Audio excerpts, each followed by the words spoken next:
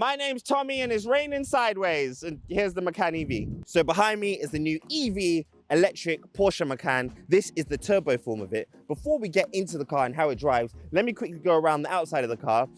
We're having a wonderful British summer right now, so I'm gonna keep it as quick as possible. It's in this wonderful, I say wonderful, it looks great on camera. In person, it's a bit Marmite, but this burnt copper color, it's more like a papaya orange kind of vibe. I'm not a fan of it. You also have the new split design headlights. A lot of people are confused why a lot of cars now have split design headlights. And I believe I've worked out why.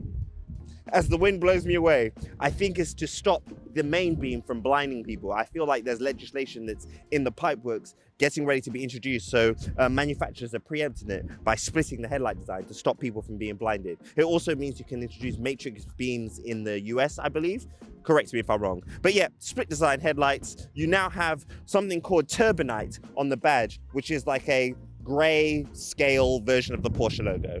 It does look cool, it's just a bit strange. You have the sports design package that makes the car look more aggressive. You have black plastic on the side. You have a split design mirror, so black on the bottom, and then you have the orange on the top. You can get it all in one color, but guess what? That will cost you extra too. Also, we have the turbinite detailing on the side of the car and around the windows. Turbinite is something that's bespoke for the turbo models to show that it's aggressive. We'll go around to the back of the car, but before we get there, actually, you have these 22-inch wheels. They're very, very nice looking, although I feel like they may compromise the ride a little bit.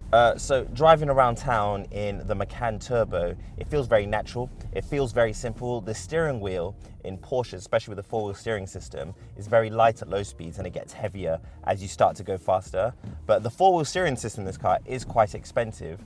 This car, again, is fitted with it, but I'm not sure if you actually need it for a car this size. It feels quite capable without it, but I'm not going to complain, but for 1,000 and something pounds is a bit of a stinger. One thing I noticed in this car is that the suspension is very sporty, so it's dampened in a way to give you maximum feedback from the road, and that means that sometimes when you're going over British roads or uneven roads, it can be quite disconcerting when the car gets unsettled. You do get used to it, but I would have expected it to be a bit softer. I feel like the previous generation Macan felt softer. And again, this car is significantly heavier, so this car comes in at 2,430 kilograms. So there's a lot of work the suspension has to do to keep the ride smooth and comfortable. So I get it, but it's just a shame because I was expecting something a bit more relaxed on these roads. The rear of the car, it's very Macan-esque.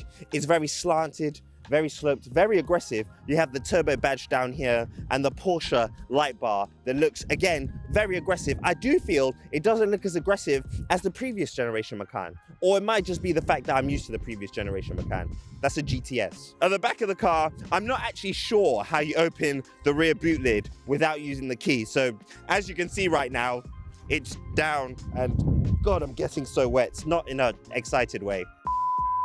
There's a lot of load space back here. You also have additional load space underneath. However, when you get the Bose sound system in the turbo model of the car, it means you lose some underfloor storage, but you can drop these rear seats down. Very nice if you have a family and you want to load stuff in the back, but I guess if you have a family and you load stuff in the back, where are you gonna put your family?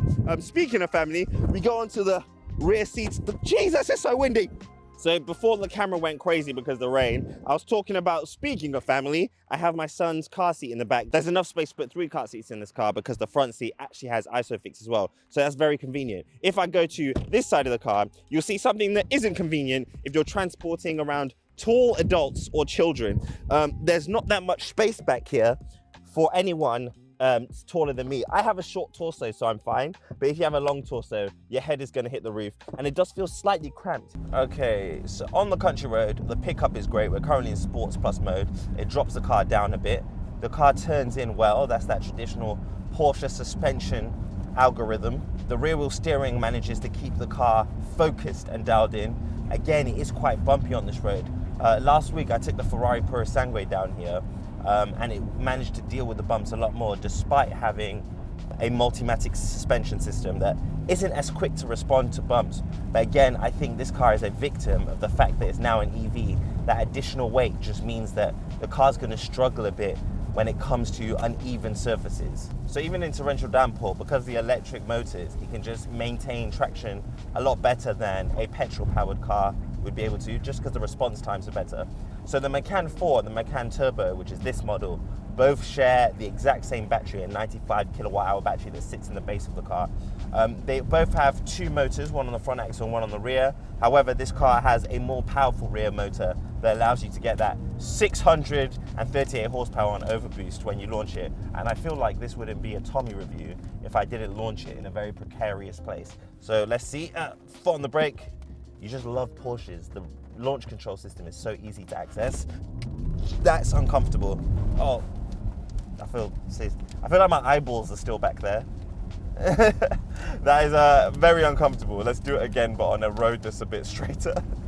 Jesus Christ! Oh, wheel spin, still spinning. This car launches harder than it needs to. All in all, it's a very cool looking car, very different to the previous model. However, it does manage to maintain some identity. I'm not sure how they did that. I think it's the proportions. You can kind of tell it's a Macan and not a Cayenne, but I mean, it's not the most exciting thing in the world in terms of looks, but the interior is an improvement. On the interior of the car, much has changed compared to the previous generation. You get the Taycan Est driver's display system, which is curved, and I believe it's 12.1 inches. Then you have a 10.1 inch screen down here. Sorry, I struggle with remembering figures sometimes, so if some of these are wrong, feel free to correct me. But yeah, the screen is very clear and is a lot more functional than the previous display screen in Porsche models. This car now runs on the Android automotive system, not Android Auto, but Android's own operating system that Porsche have kind of skinned on top. So it does feel very Porsche. However, now it's a lot more snappy and a lot more understandable and intuitive than I feel it was before. The interior, again, very comfortable. The seats are very nice.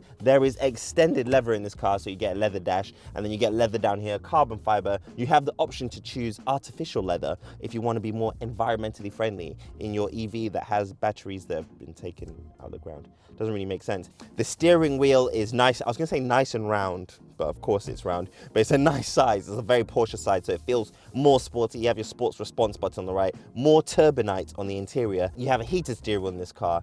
It, again, feels very comfortable in here. Porsches always do, and they always feel very plush. One thing it is missing though is that Porsche leather smell. Like, I had it in the Panameras, I had it in Turbo GT, I have it in my GT3 RS. I don't have it in this car, which is unfortunate. One thing I love about Porsche is that they allow you to coast in their electric cars. A lot of manufacturers are going now to that regen one pedal driving. Porsche did the maths and said it's less efficient. It may be more enjoyable for people that don't enjoy driving, but it's not, I don't know, it's not something that comes natural to me.